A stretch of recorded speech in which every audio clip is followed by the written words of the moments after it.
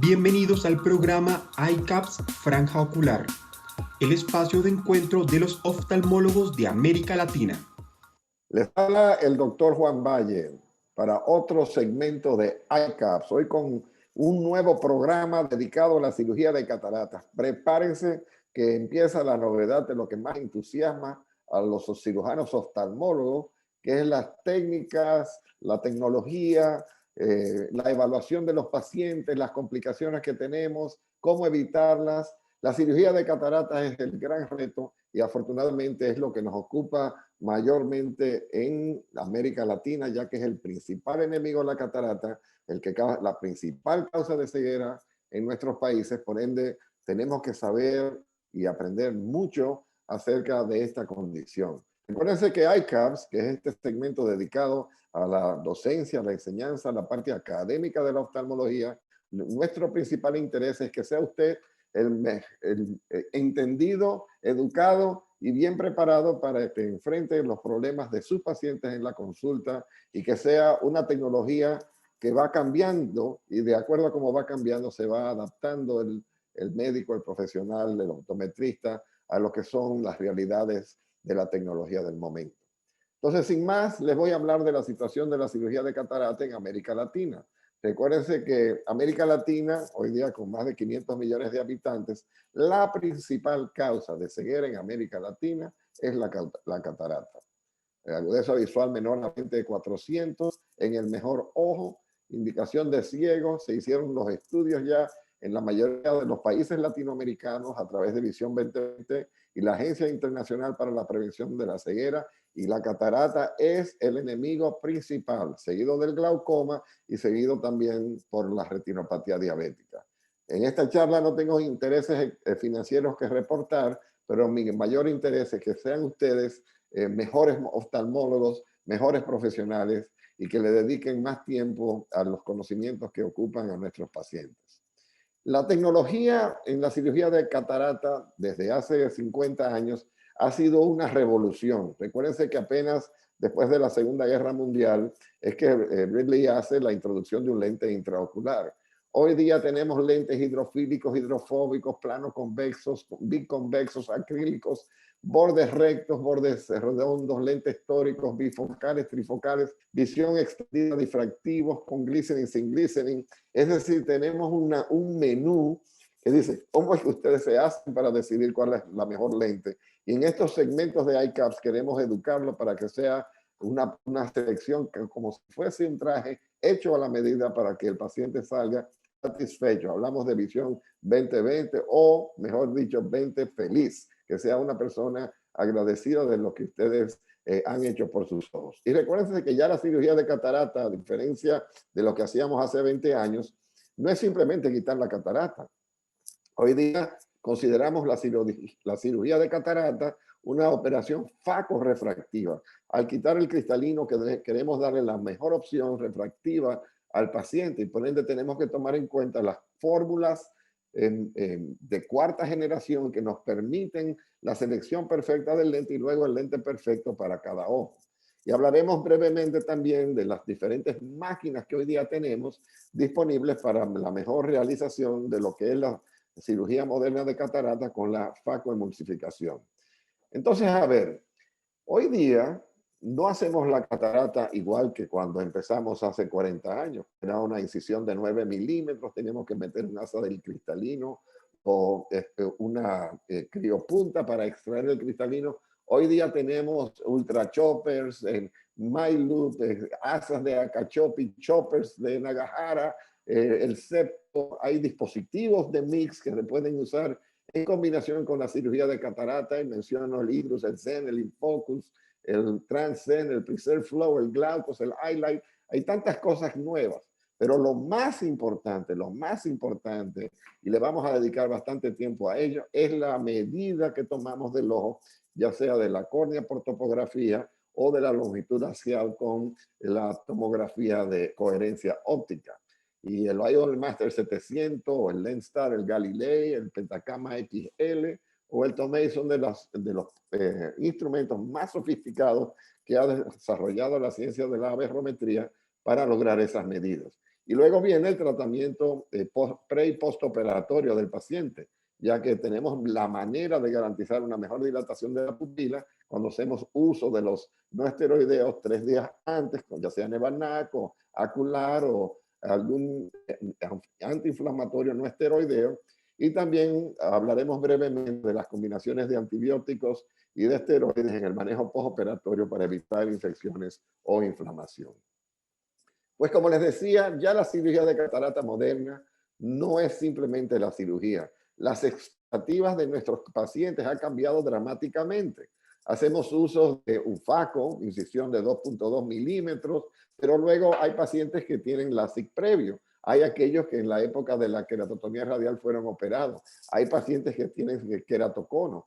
Hay aquellos que tienen cicatrices corneales. Hay aquellos que tienen ojo seco. Luego, todos estos pacientes además traen una psicología, unas necesidades, una realidad particular y nos toca a nosotros en la evaluación preoperatoria, y el doctor Rodríguez nos hablará abundantemente sobre el tema, determinar qué es lo que necesita el paciente, qué podemos hacer para satisfacer sus necesidades.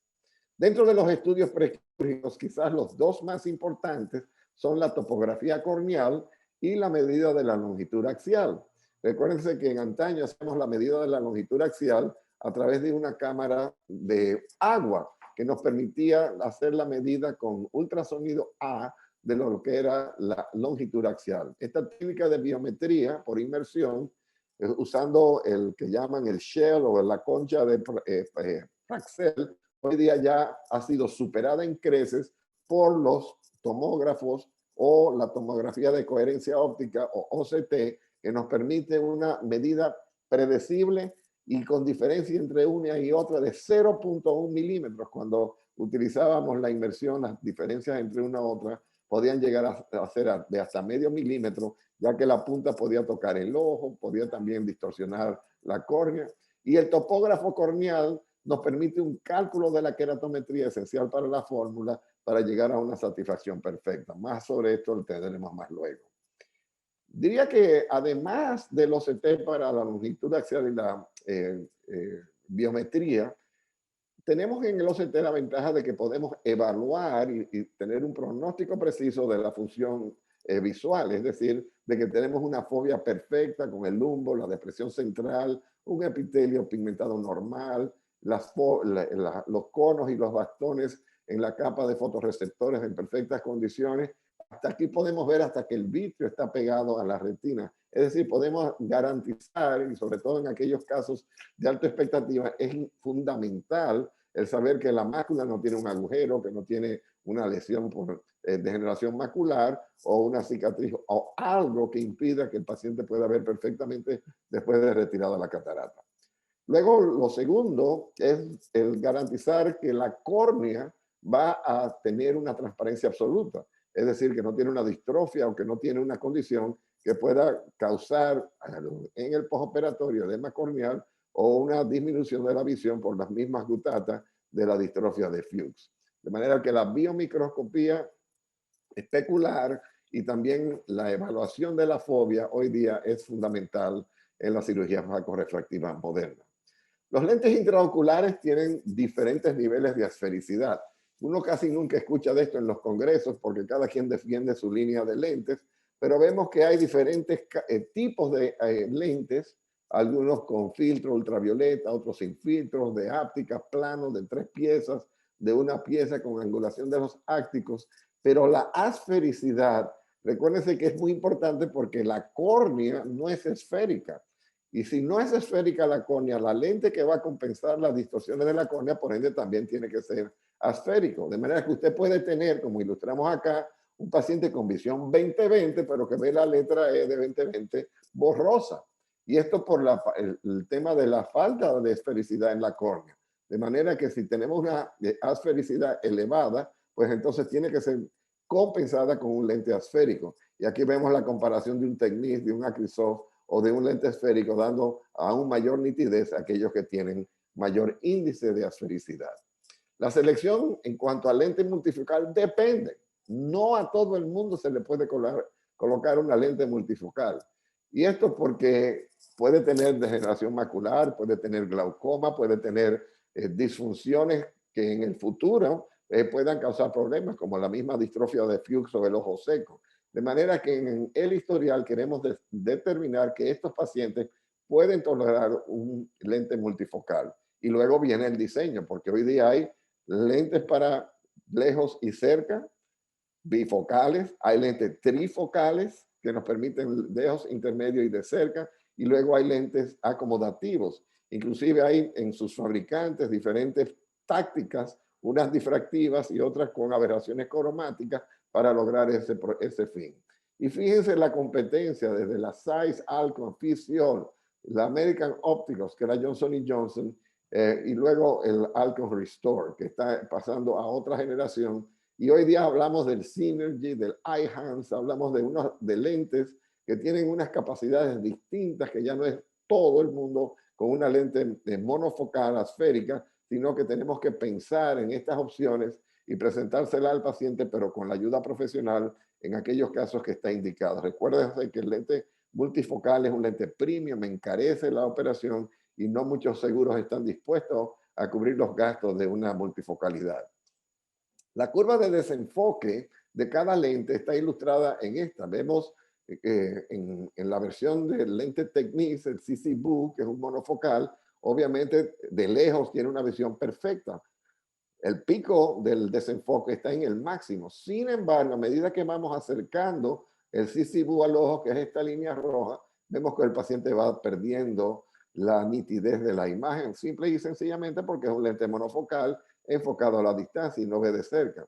Sin embargo, si ponemos un lente Symphony, CX-RU o CM-BOO, vemos como tiene la capacidad, tanto de cerca como de lejos, de ver perfectamente. Sin embargo, estos lentes bifocales en el centro, en la visión intermedia, bajan de manera que se quejan de que la pantalla, que el celular, aquellas funciones intermedias no están afectadas. ¿Qué hacemos con esos pacientes para las medidas de 17 a 20 centímetros? Le podemos poner un trifocal. O podemos hacer un mix and match, es decir, ponerle más aumento al ojo no dominante para que pueda darle una visión más cercana y el otro sirva para visión intermedia. El alineamiento en aquellos casos de astigmatismo, y que por cierto, si mi paciente tiene más de una dioptría 0.25 de cilindro o de toricidad, opto inmediatamente por una lente tórica. Esto porque sabemos que si no corregimos el astigmatismo, a los 6 semanas el paciente se está quejando de que no ve bien y que hay que ponerle gafas para corregir su astigmatismo, cuando el propósito de la cirugía era que viera sin ningún espejuelo. Las empresas tienen estos programas totalmente gratuitos en la internet, tanto para la Alcon, para la Johnson Johnson, para la Zeiss, que nos permite introducir y calcular el poder de la lente ideal para la corrección del astigmatismo. Y aquí vemos cómo podemos poner el nombre del paciente. Aquí puse a mi hermano, el tipo de astigmatismo que tenía, la queratometría 1 y 2, la biometría longitud axial, y salimos con un cálculo. Pero ¿cómo podemos garantizar que la lente está debidamente alineada? Pues una técnica es marcándolo en la lámpara de hendidura, que es la más antigua, pero hoy día el Varian nos permite llevar una imagen preoperatoria al quirófano para garantizar el alineamiento de acuerdo al eje del cilindro de la lente intraocular, o lo más sofisticado es la aberrometría intraoperatoria de hora, que nos da una medida aberrométrica y podemos en el quirófano intercambiar lente o rotar el lente con una precisión de 1 y 2 grados, algo que no podíamos conseguir ni con el Varian ni con las marcas que hacíamos aquí fuera. El microscopio de la Zeiss, el Callisto, además tiene integrado su protractor, de manera que tenemos un compás que nos permite en el acto quirúrgico alinearnos con el eje del cilindro. Y esto ha agregado una precisión en Australia hoy día. Casi todos los casos son operados con hora intraoperatoria. Es un arte, sí dilata un poco la operación, pero los resultados son superiores. Además, al usar el hora tienes que tener las opciones, es decir, un stock de lentes intraoculares por si hay que cambiarlo a uno de más poder o de menos poder.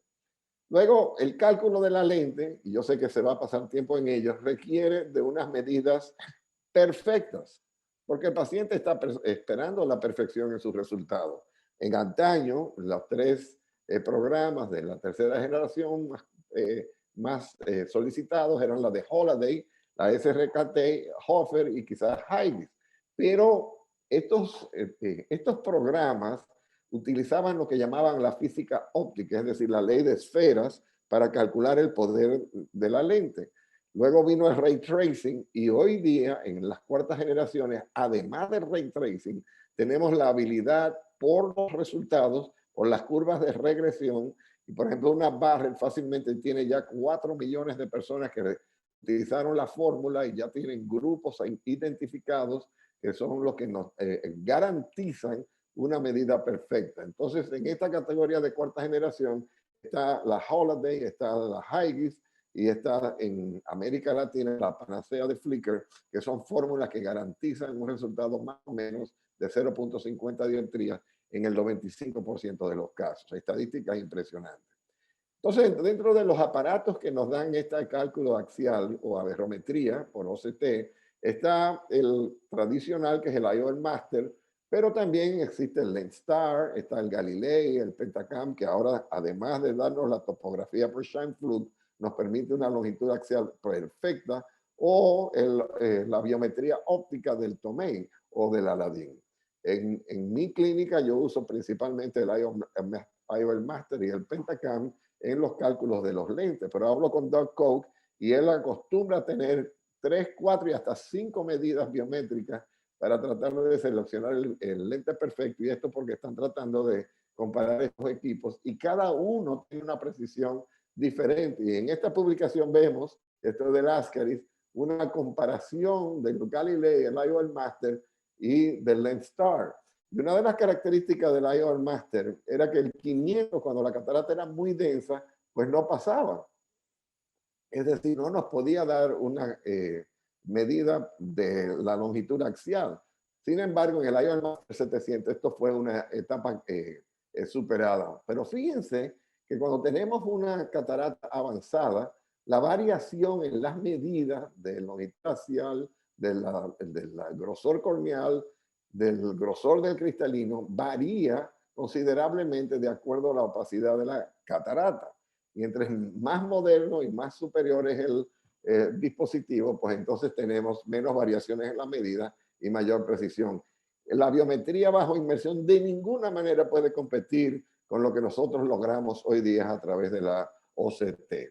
El tema es que las fórmulas para el cálculo y esta famosa tabla, para los que no la han visto, compara entre ojos cortos y ojos largos cuál es la mejor fórmula que podemos hacer. Y para que tengan una idea de cómo usar esto, la Hofer Q es buena para ojos cortos, pero se estrella o se da por vencida cuando el ojo es largo.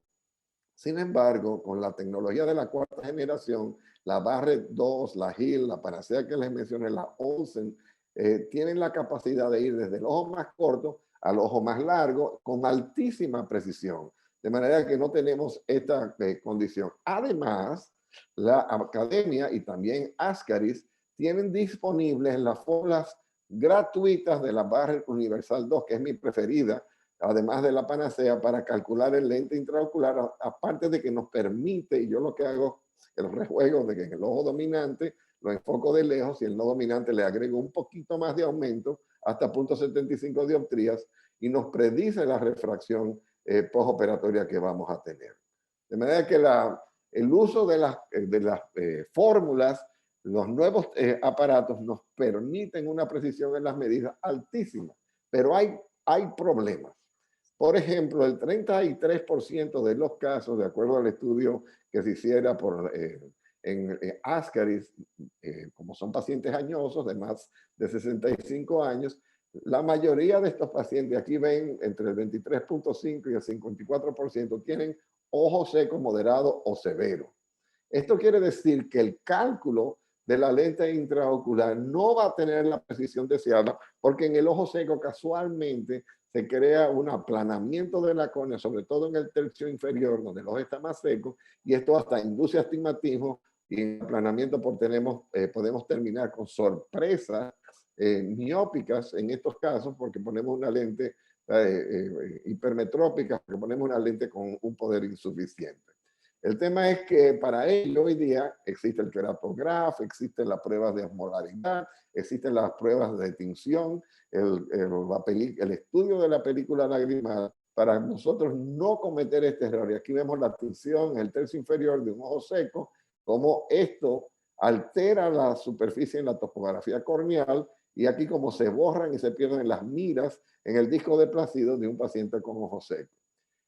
Como ejemplo de los MIGS, es decir, de los dispositivos que hoy día podemos combinar con la cirugía de catarata, está el Infocus, que hoy día se llama PreserFlow, el iStent, el Hydrus, y el que salió lamentablemente del mercado fue el Transcendo, el Compass, que nos permitía simultáneamente, de una manera mínimamente invasiva, tratar el glaucoma.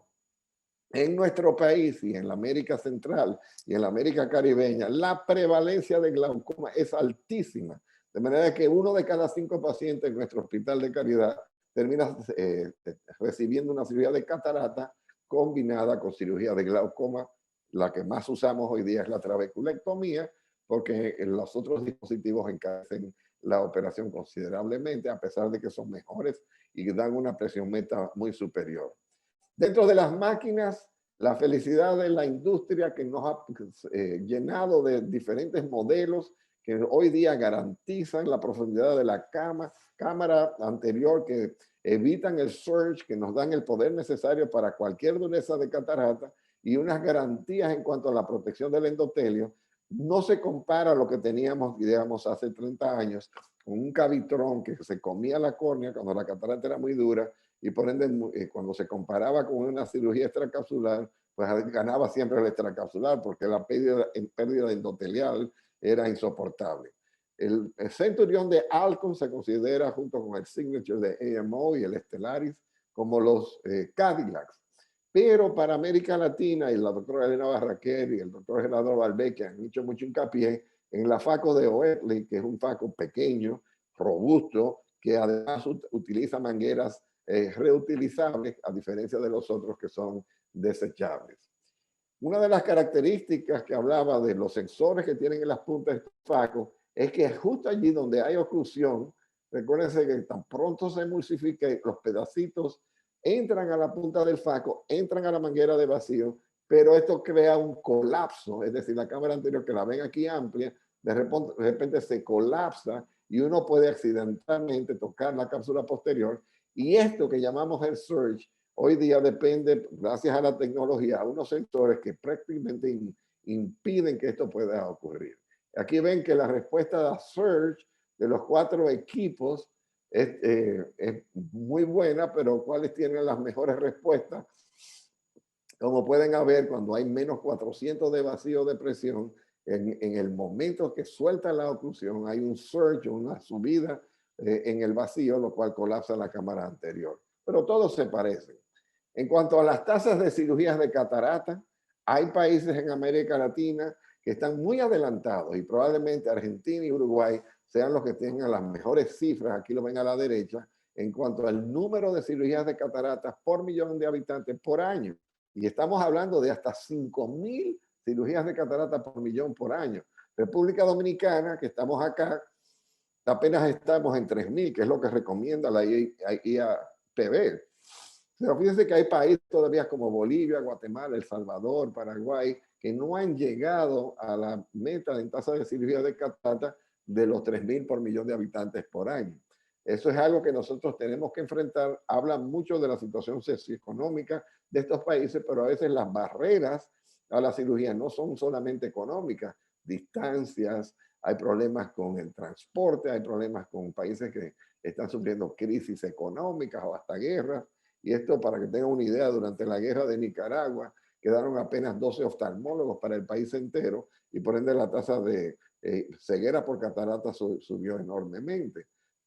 Países como Brasil, que al principio tenían problemas haciendo la cirugía de catarata, ya andan cerca de los 4.000 por millón de habitantes gracias a los programas de cirugía masiva a bajo costo de catarata. Siempre clasificamos las cataratas de acuerdo a una clasificación. A mí me gusta la de Lux, que está basada en el color, la apariencia, cuánto cortical, cuánto nuclear, cuánto posterior subcapsular. Y lo lindo es que tiene imágenes que yo las pego en la pared de cada consultorio y digo, mire, este paciente se parece a una catarata grado 4, que tiene una opacidad nuclear de tanto, tanto de posterior subcapsular. Y aquí vemos los cambios a nivel cortical o de posterior subcapsular. La gente desconoce que con muy poca cosa ya tenemos un grado 1 de catarata cortical o posterior subcapsular. Hace años, en el año 2010, el doctor Chang, que fue presidente de Ascaris, David Chang, hizo un estudio colaborativo en el que hacían de manera al azar y de doble enmascarado y combinado cirugías de catarata o por la técnica de facoemulsificación en sus manos o por la técnica de M6 o de incisión pequeña por el doctor Venkatesh y su equipo de Arabin. Y adivinen que los resultados visuales demostraron que la M6 era más rápida, menos cara y requería menos tecnología. ¿Qué pasa? Que eso es cierto en la India o en el África, pero hoy día la incisión pequeña con poco astigmatismo nos permite la rehabilitación más rápida del paciente y mejores resultados visuales en cuanto a astigmatismo, ya que ni siquiera ponemos puntos. Y esto no quita que yo estuviese presente cuando había una sesión por el mismo doctor Arabin, que era nieto, sobrino nieto de Venkaswamy, me mostrara en breve tiempo, en 2 horas y media, hizo 25 operaciones de catarata y todas eran o blancas o negras, con un shock vertical y una técnica depurada, y cada 2 camas tenían un microscopio que cuando él terminaba simplemente cambiaba el microscopio de una a otra. Y aquí no se ven, pero a la vez que yo lo visité salían unos palos de bambú de cada una de las camillas que los retiraban hacia los pies, que cuando terminaban los subían en esa misma camilla, servía para transportar el siguiente paciente. Una eficiencia increíble, 1000 operaciones al día, con alta efectividad, una endoftalmitis en cada 3500, de manera que con una calidad garantizada y a bajísimo costo, ya que la situación socioeconómica de la India lo amerita. Pero ¿qué cosas nuevas tenemos también? Hay manera con el MyLoop de hacer cuadrisección del núcleo sin tener que usar ni un segundo de ultrasonido. Igual pasa con el Ultra Chopper del doctor Lucho Scaff, que nos permite dividir el cristalino en sus segmentos.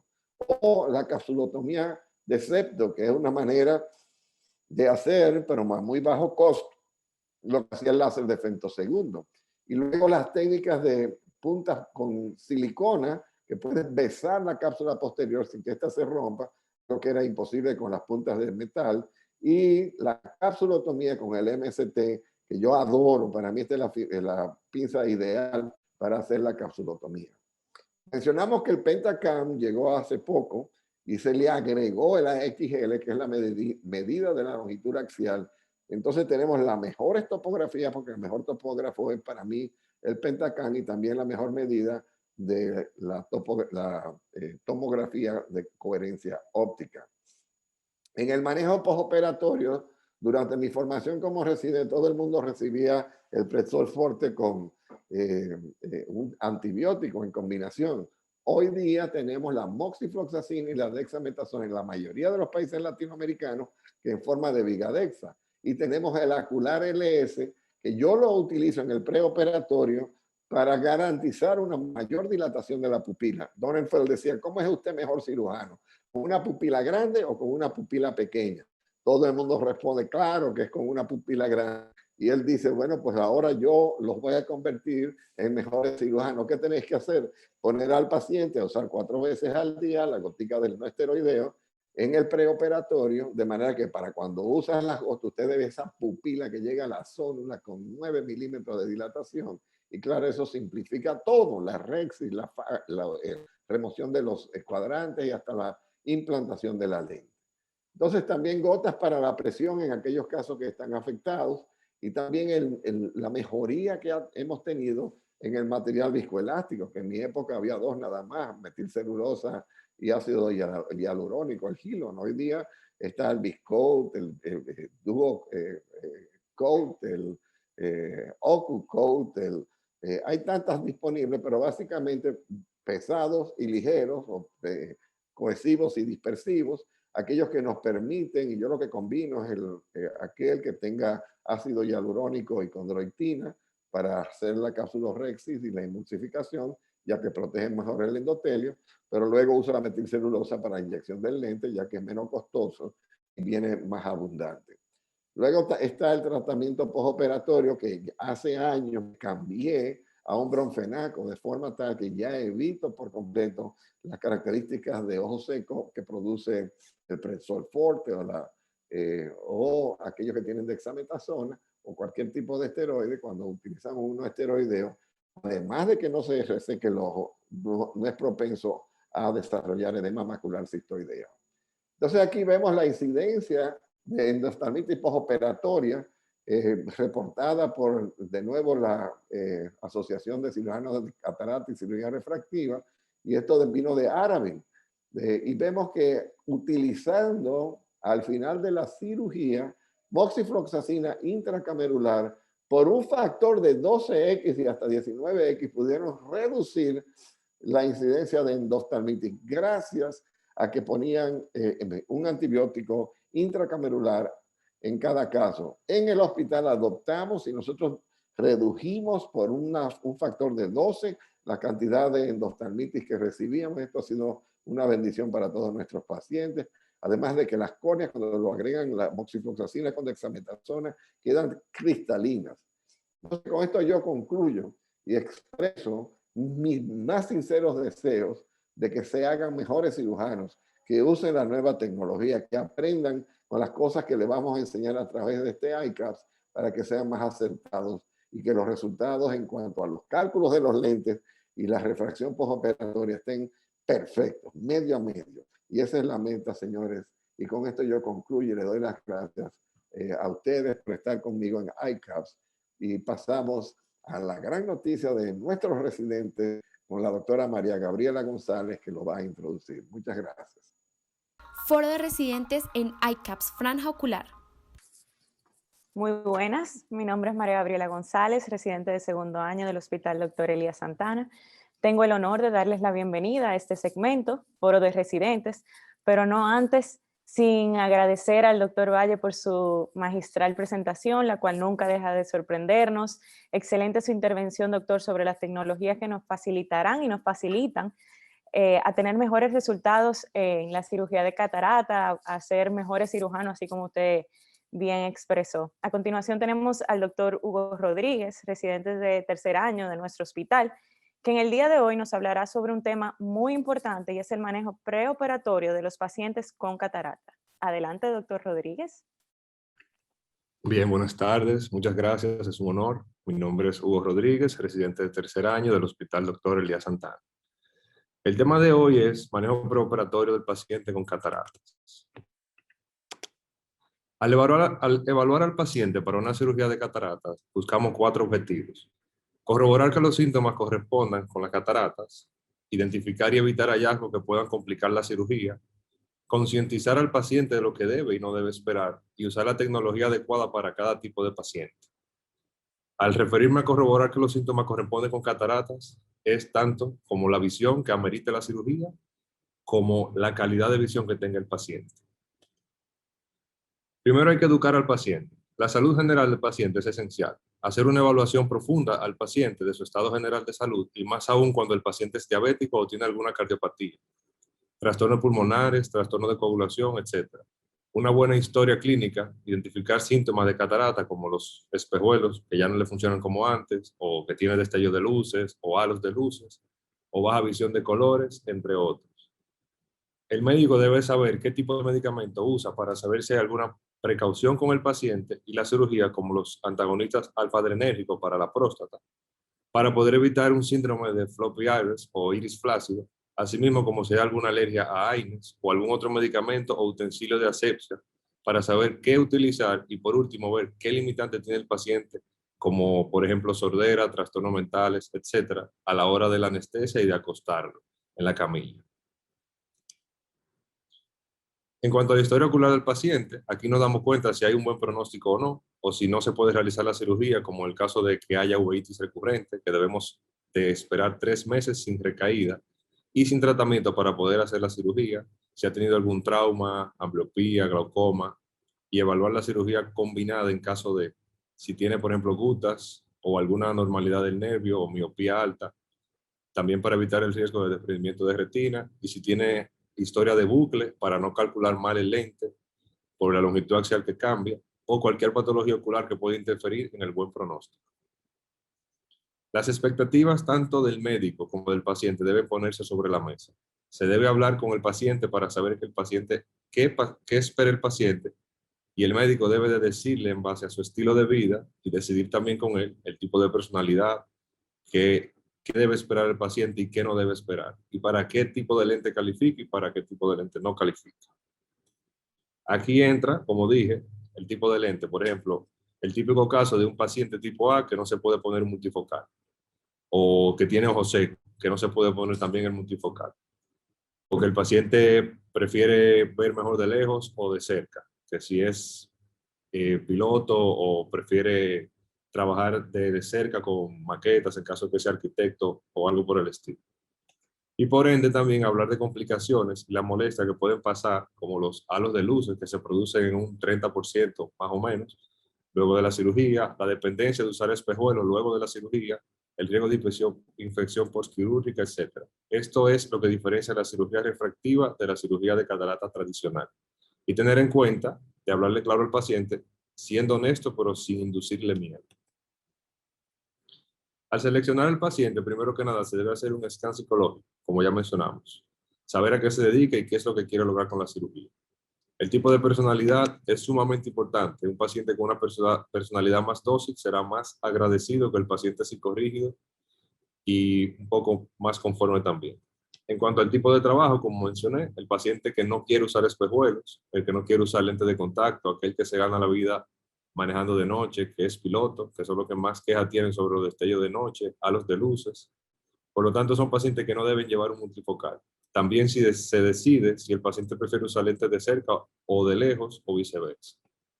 Dentro de las contraindicaciones para la cirugía de cataratas refractivas son astigmatismo alto, keratocono franco o subclínico, maculopatías, glaucoma, enfermedades corneales como distrofia de Fuchs, oclusiones vasculares o trastornos zonulares.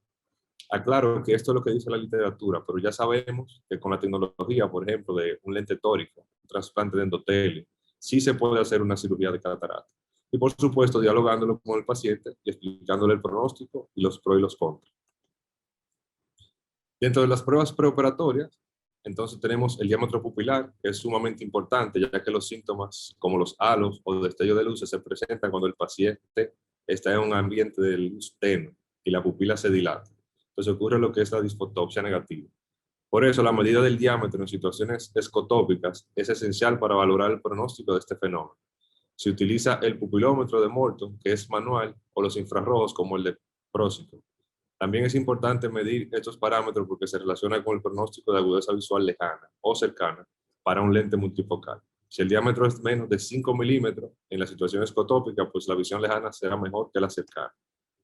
La dominancia ocular es importante, pero realmente la razón es para aquellos que optarán por monovisión. Se puede medir con un agujero estenopeico o con un pinhole que se forma de 1 centímetro mirando un objeto a 5 metros, más o menos, con ambos ojos. El ojo que se alinee con el objetivo es el dominante. La otra forma es, como lo hacemos también, juntando ambas manos, como está en la fotografía. Entonces este es el ojo que las personas van a usar para ver mejor de lejos, que es más común que sea el derecho. Entonces, el que no domina se pone para cerca y el dominante para lejos, como digo. Entonces, esto se hace con la mano. Entonces, esto va de la mano con la refracción y la agudeza visual de lejos y de cerca. Y una buena agudeza visual no es contraindicación de cirugía tampoco. Siguiendo con las pruebas, es sumamente importante una buena longitud axial, porque parte del fracaso de la cirugía es por un mal cálculo de la longitud axial. Un error de 100 micras produce 0.28 dioptrías de error también. Entonces se puede medir por aplanación o por inmersión, a sabiendas que la aplanación es mucho mejor y más certera. Entonces, en este caso se utiliza el IOL Master, que es el más preciso, o uno de ellos, reproducible y no hay contacto con la córnea, se mide desde la córnea hasta la fovea, pero tiene sus contraindicaciones en caso de que haya opacidad corneal, cataratas bien maduras, hemovitrio. En caso así debemos usar el método por inversión, que es el convencional. La cámara anterior se puede medir por 3 vías, ya sea ultrasonido, por fotografía en las imágenes de Scheimpflug y de manera óptica por el principio de Jagger. Las imágenes de Scheimpflug es por el Pentacam mediante la cámara rotatoria que mide la distancia entre la porción posterior de la córnea y la cápsula anterior del cristalino. Si usamos la ecografía A, se mide desde la porción anterior de la córnea hasta la porción anterior del cristalino. En cuanto al blanco a blanco, que es la medida que va de limbo a limbo para conocer el diámetro horizontal de la córnea, se necesita de esta para las cirugías fáquicas, como por ejemplo un implante de ICL. Entonces se hace con el VM para determinar el size del lente a implantar y que no contacte con el cristalino. A este resultado se le añade 1 milímetro porque el blanco a blanco es menor que el surco ciliar, que normalmente es de 12 milímetros. Entonces, continuando con la posición efectiva del lente, que también se le llama profundidad posoperatoria de la cámara anterior, es la distancia del lente hacia el vértice de la córnea. No se mide realmente, pero se puede estimar. La keratometría, que mide la superficie corneal anterior y posterior en un solo punto. Si es de manera manual, mide 4 puntos por separado, pero siempre mide la zona paracentral, los 4 milímetros. La zona periférica, que son 8 milímetros, y la limbal. Esto es posible por odico de plácido mediante videoqueratoscopía. Cuando es con el Pentacam, pues son las imágenes de Scheimpflug que ya mencioné. En cuanto a la topografía corneal, sirve para determinar la totalidad de la córnea de la superficie, si hay astigmatismo, keratocono, degeneraciones, lo que ayuda a predecir si habrá o no halos, destellos de luces o por alguna deformidad corneal. Cuanto a Light Trace, que es una herramienta que mide la aberrometría y, la calidad de visión del paciente antes y después de la cirugía, y topografía corneal también, cómo el paciente mide. Por medio de 256 rayos de luces paralelos que llegan a la retina, se puede estimar cómo es la calidad de visión y cómo será luego de la cirugía. También puede medir el blanco a blanco, también puede medir keratometría, topografía y hacer autorrefracto de manera perfecta. Siguiendo con las pruebas, otra de ellas bastante importante es la tomografía de coherencia óptica, que se usa para valorar patologías y la arquitectura de la retina y la mácula, lo cual es una de las causas de inconformidad luego de la cirugía, porque si hay una patología preexistente macular, aunque algunas veces se ve en la clínica, es bueno hacer el estudio para documentarla, y más si todo aparenta normal, también, porque a veces la catarata es significante y enmascara el polo posterior. Entonces, ahora hablaremos de las pruebas de potencialización de la agudeza visual, que sirven para predecir cómo va a quedar viendo el paciente luego de la cirugía, empezando con el agujero estenopeico. Se mide con la luz encendida, si es para visión cercana, y si es lejana, a 20 pies de distancia, y debe estar apagada. El paciente mira la cartilla de Snellen a través de un agujero aproximadamente de 0.94 milímetros de diámetro para eliminar la difracción y las aberraciones. La desventaja de esto es que reduce la iluminación en la retina y se usa más en pacientes con visiones de 20/100 que tengan cataratas. El PAM, que es la medida potencial de agudeza visual, es un aparato que se monta en la lámpara de hendidura y tiene una mini cartilla de Snellen que a través de un rayo penetra la catarata hasta la fovea.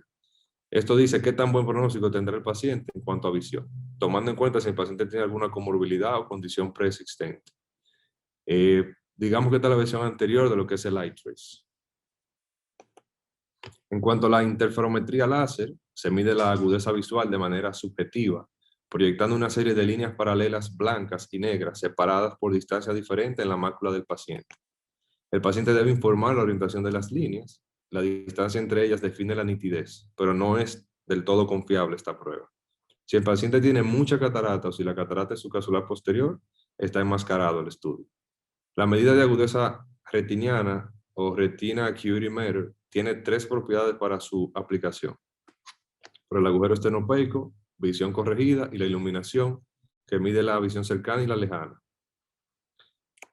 En cuanto a los cuestionarios de fusión visual, aproximadamente tienen 14 preguntas, que es para ver la calidad de visión del paciente. Se evalúa con un puntaje de 0 a 100 y si es menor a 75, Entonces podemos ver que realmente es una catarata lo que está causándole la mala calidad de visión. El test de glare o de destello es una prueba que se mide con una luz frente al campo visual del paciente. Puede ser con iluminación de día o con una luz de frente, como dije. Con esto se mide qué tanto le molesta al paciente y cómo quedaría ya con el eje visual libre de opacidad por la catarata. Un paciente con una catarata significante puede perder hasta 3 líneas de visión al aplicarle la luz. La prueba de sensibilidad se hace con una cartilla de Snellen. Puede ser la clásica en la pared o un monitor y se van cambiando la tonalidad de los optotipos. El examen ocular externo se evalúa en cuanto a la conjuntiva para corregir cualquier infección o inflamación previa a la cirugía, la córnea para valorar el eje visual y el pronóstico. Si el paciente tiene gutas, hay que tener cuidados especiales. Si hay cicatrices postherpéticas o cirugía o postcirugía refractiva, se debe valorar la cámara anterior y el iris, y por supuesto el cristalino para ver qué tipo de catarata es, la integridad del aparato sonular y capsular, y por último el fondo de ojo con nervio, mácula y retina. Debemos firmar el consentimiento informado al paciente, que lo lea, explicárselo, pero que esté firmado antes de la cirugía. Se evitan, vamos a decir, mucho dolor de cabeza con esto, que es algo tan sencillo. Ya para terminar, es vital evaluar la superficie ocular porque hay lentes, como los multifocales, que no son compatibles con un ojo seco.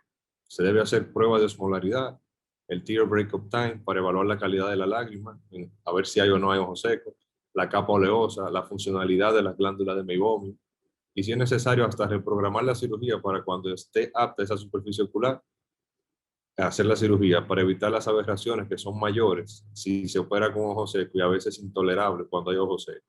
Cabe destacar que todas estas pruebas van en conjunto. Una sola no determina el pronóstico o el plan a seguir. Todas, o sea, todas juntas con ellas es que podemos trabajar y tener un éxito en la cirugía. En cuanto a los medicamentos preoperatorios, el uso de medicamentos antes de la cirugía es esencial para mantener una buena dilatación y disminuir el riesgo de endoftalmitis. Por ejemplo, en el caso de meibomitis y blefaritis, se debe tratar antes de entrar a la cirugía con higiene del párpado, y en caso de usar doxiciclina o la terapia del lugar, se debe de usar. El gol es reducir el conteo bacteriano para evitar la infección y la exposición a la cámara anterior.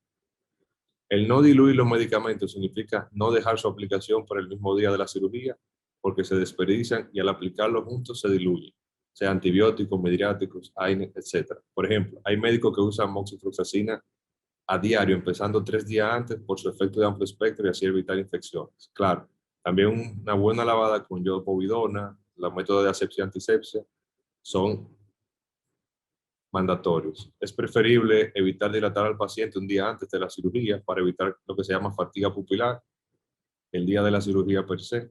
Con fenilefrina y topiracamida es suficiente, como usamos normalmente en el hospital, y si el paciente usa alfa-2 agonista, se recomienda usar atropina para evitar el floppy iris o el síndrome de iris flácido.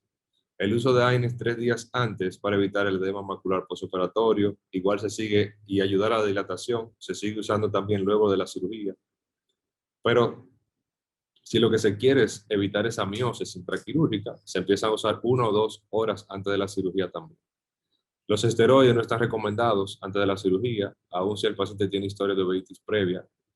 Se puede empezar un esquema profiláctico, una gota, por ejemplo, de prednisolona cada 2 horas por una semana antes de la cirugía. Y también se pueden ayudar usándolo vía oral, por ejemplo, meticorten en el caso de nosotros. Y lo vamos disminuyendo gradualmente, simplemente como profilaxis en el caso de uveitis recurrente. Bueno, por mi parte, eso ha sido todo. Muchas gracias. Un honor para mí. Excelente, Hugo. Deja tu pantalla ahí un momentito. Vamos a hablar de varios temas. Okay. Yo siempre he dicho, y tú me habrás escuchado, de que el manejo de la clínica de catarata es como el de un aeropuerto. Tú tienes unos aviones estacionados en la sala de cirugía y tú tienes a unos pilotos que son los cirujanos que van a efectuar la operación. Entonces todo el ambiente, empezando con el call center, con las llamadas telefónicas, las citas, la evaluación clínica con las pupilas dilatadas, lo que has mencionado, el cálculo del lente, cómo hacemos la profilaxis y luego la programación de la cirugía con las autorizaciones y más. Todo esto es como cuando tú llegas al aeropuerto y sometes tu pasaporte y pides tu boleto aéreo para montarte en el avión. Y esto requiere de un checklist. De un checklist. Así es. Y una de las cosas que yo siempre digo que son más importantes y lo tengo como una religión, es que yo verifico el ojo que se va a operar 7 veces, desde que veo al paciente hasta que lo llevo a quirófano, en el examen de la primera vez, cuando se recomienda la cirugía, cuando le hacen la indicación al seguro para su aprobación o al prepagado, o cuando el paciente se pone en la lista de la cirugía, hasta la hojita que se pega en el microscopio y hasta cuando le van a poner la gotica de anestesia. Son puntos de verificación. ¿Para qué? Para que nunca, nunca se puedan equivocar con el ojo que se va a operar. Y entonces eso mismo, yo quisiera que tú comentes al respecto, ocurre con la escogencia del lente intraocular. Y yo quiero que tú digas cómo es que tú manejas eso en el paciente que se va a operar y cómo tú te aseguras de que vas a tener la lente perfecta. Bueno, primero que nada, evaluamos la superficie ocular del paciente, que es importante por la película lagrimal, si hay ojo seco o no hay ojo seco, a la hora de hacer de utilizar el IOL de máster. Entonces ya luego hacemos una buena refracción y cuando vemos que el paciente tiene la catarata suficiente y la visión adecuada para operarse, entonces nos guiamos del otro refracto, utilizamos el Pentacam para ver realmente la topografía corneal, el astigmatismo real de la córnea y utilizamos entonces lo que es la medida por el IOL Master. Entonces, actualmente estamos utilizando Barre. Personalmente yo pienso que es una de las más precisas. Entonces, ya luego que tenemos el lente, si es un paciente que no tiene preferencia en cuanto a ver de lejos o de cerca, podemos hablarle, plantearle la situación de si quiere monovisión para un ojo de cerca o uno de lejos. Pero lo ideal es, si lo vamos a dejar plano, dejarlo menos 0.25, menos 0.30, no más de ahí. Si lo vamos a dejar miope, menos 0.75. Hay pacientes que no le interesa utilizar lentes. Hay otros que sí le molesta. Disculpa, doctor Rodríguez. Sí, Dígame. vamos a decir que en esto del ojo seco, determinaste que un paciente tiene un rompimiento de la película lagrimal en 3 segundos, y le tiñes y está lleno de queratitis puntiforme en el tercio inferior. ¿Cómo manejas ese paciente? ¿Lo mandas igualito a hacer el IOL Master o tú tomas medidas especiales para que se pueda lubricar mejor la córnea? Claro, primero que nada, tratamos de mejorar la superficie con tratamiento. Ponemos un lubricante. Primero que nada, vemos si tiene una afección sistémica, porque puede ser un paciente que sufre de artritis o alguna otra condición que eso le afecte el ojo seco. Entonces hay que tratar la causa de base. Imaginemos que no tiene nada, simplemente es un paciente que puede tener un lagoftalmos o algo. Bueno, entonces manejamos el paciente con lubricante cada 4 horas y podemos ponerle un lubricante más espeso o más pesado para dormir. Le damos aproximadamente 3 semanas con el tratamiento y volvemos a reevaluarlo. Si está todo bien, procedemos. Si no, entonces seguimos investigando la causa. Eso es sumamente importante lo que acaba usted de decir, porque si no podemos garantizar una medida perfecta, y la medida obviamente depende de la película lagrimal, pues entonces el cálculo del lente, por ende, va a ser imperfecto. Entonces, ¿cómo procede para asegurarse? Y esto porque conozco la doctrina que tú sabes que tengo aquí de revisar mi lista y revisar los pacientes, sus récords y luego el tipo de lente que se va a usar. ¿Cómo manejas tú tu lista de cirugía para que no pueda haber un error en el cálculo del lente o el lente que has escogido? Ok. Primero me cercioro que el paciente que se va a operar es el paciente que se va a operar y el ojo también. El mismo día de la cirugía ya lo revisamos en la lámpara de hendidura, nos cercioramos que la catarata es la misma que vimos, o sea, confirmamos todos los datos y el ojo. Luego de eso, revisamos todos los estudios que mencioné, ya sea Pentacam, microscopía especular para ver la calidad del endotelio y el IOL Master, que todo se corresponda con ese paciente y el ojo. Una vez tenemos los datos, comparamos el IOL Master con el Pentacam Y aunque son diferentes, un poco diferentes la K1 y la K2, pero deben parecerse bastante. Cerciorándonos que es el mismo paciente, claro está. Entonces me guío por ahí. Utilizo, por ejemplo, en la fórmula de Barrett, para la profundidad de cámara anterior y la longitud axial, los datos del IOL de máster, y ya para la keratometría, lo del Pentacam. Entonces eso me da una exactitud mayor todavía. Ojo, que no estamos escogiendo lo que dice el IOL Master. El IOL Master te pone en No. letricas negritas lo que recomiendan. Tenemos que saber cuál es la dominancia del ojo, tenemos que saber cuáles son las necesidades del paciente y tenemos que saber cuál lente para cada cual. Y es lo que les digo, un ojo seco, ¿le vas a poner un multifocal? No.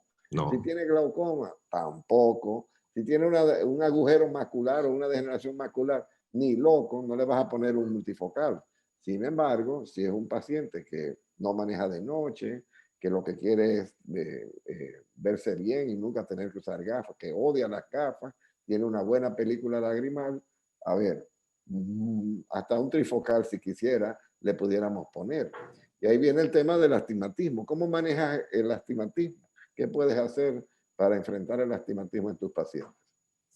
Bueno, primero que nada, si es un astigmatismo menor a menos 1.50, puedo hacer incisiones relajantes. Algunas personas no están a favor con eso, otras sí, por el tema postquirúrgico, que prefieren poner un tórico, pero el tórico tiene su indicación. Si pasa de 1.25 a 1.50, entonces utilizamos un tórico.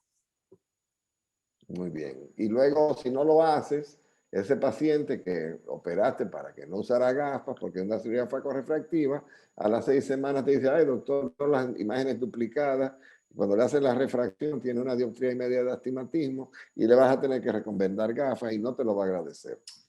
De manera tal que uno, si pasa de cierta cantidad, tiene que hacer algo para corregir el astigmatismo o vamos a dejarnos con lo mismo. Entonces, háblame del consentimiento. ¿Qué información le das al paciente cuando se va a operar de catarata? Ok. Se le explica lo que es el procedimiento de cirugía de catarata, que es un proceso ambulatorio, llega caminando, se va caminando, no duele. Se le explica los posibles eventos adversos que tenga la cirugía, porque al final de cuentas es una cirugía, o sea, vamos a entrar al ojo y tiene su riesgo de que pueda tener endoftalmitis, alguna otra infección de menor rango, incluso puede hasta perder el ojo o quedar ciego, siendo exagerado, pero debe de explicársele sin inducirle temor. Son cosas que prácticamente no pasan, pero pasan. El paciente debe estar totalmente consciente de ese tipo de cosas para saber a lo que se está sometiendo. Muy bien.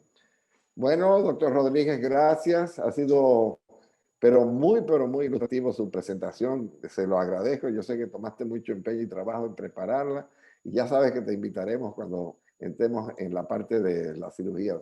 Si me permites, deja de compartir pantalla que voy a hacer Claro, doctor. un breve anuncio para noticias de última hora. Okay. Muchas gracias, doctor. Un honor. Gracias, doctor Rodríguez. En iCaps Franja Ocular conoce las noticias de última hora. Les quería anunciar en estos minutitos que me quedan una nueva colección de videos que son ilustrativos de las técnicas básicas de cirugía de catarata y hoy simplemente les voy a presentar en estos 2 minutos las cápsulas Rexis. Y como pueden ver, utilizando la pinza de MST de manera repetitiva, en más de 7 ocasiones, hacemos una cápsula Rexis y hay ciertos principios a observar para garantizar este resultado. Fíjense que se estaba marcado para un lente tórico. Aquí vemos como la MST hace la primera incisión y en 3 o 4 pasos circulares y en espiral logramos una cápsula Rexis cuasi perfecta de 5 milímetros en la parte central. Miren la dilatación de la pupila. Recuérdense lo que les dije de usar el AINES antes de 3 días antes de la operación.